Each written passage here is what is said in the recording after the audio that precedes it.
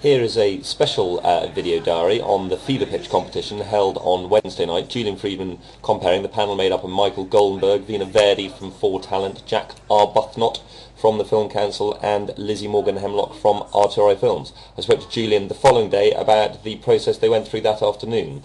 Well, it was great fun. They were very nervous at the beginning, mainly because they are not used to pitching in public, even in a small group of 10 where they're sharing the agony.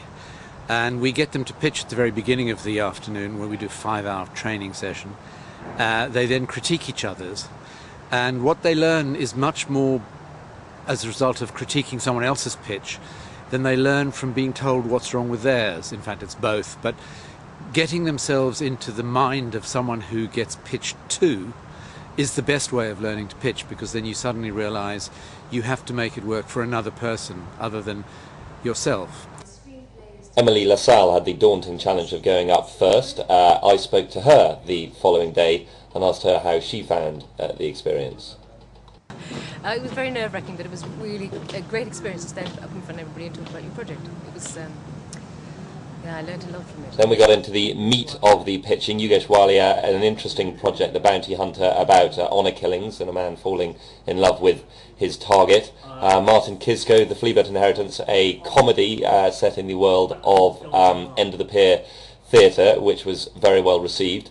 Darren Grimwood's Euston, We Have a Problem, zombie movie set on the underground. This is the sound station, obviously, at the back of the stage, controlling proceedings. And Isabel Britsech with her pitch, Emma and the Cast romantic comedy. I asked Julian about the golden rules of pitching. Speak slowly.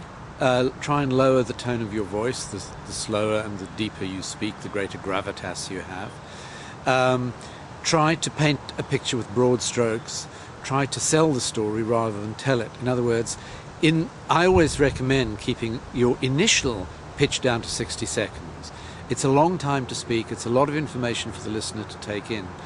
And if you can establish the genre, the format, the budget, the tone, and the kind of story, what's going to happen in almost any pitch situation is, if the person is at all interested in talking to you further about it, they will ask you questions. And the dynamic of the meeting is one in which you try to control the meeting, but you try to make them ask you questions rather than you have to second guess what's going to interest them. Their questions will indicate what interests them. It may be because they think there are weaknesses in what you're doing and they want to find out if you can resolve them. Ben Johnston up next with his comedy TV pitch, DNA, the dog naming agency. Now, the winner was decided by a clapometer.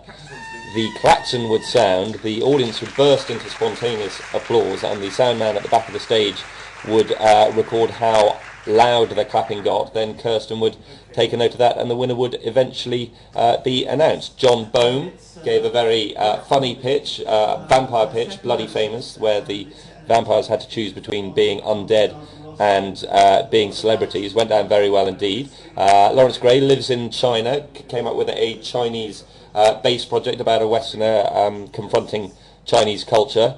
Julian Unthank gave a very strong movie pitch, in my opinion, about a detective who committed murder and had to cover her tracks after the crime. And then Faisal's pitch about her nephew running off to join the Taliban.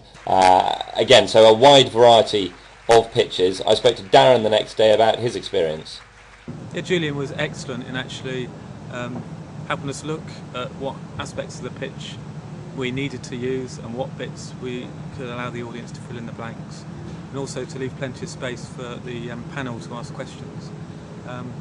Third place, Euston, We Have a Problem, Darren Grinwood. Well done. In second place, Martin Kisko with The Fleabird Inheritance.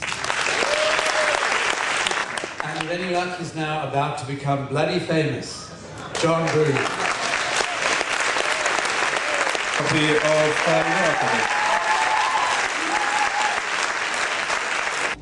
Well done, John, and all the finalists. Contact the Screenwriters Festival if you want to get in touch with them.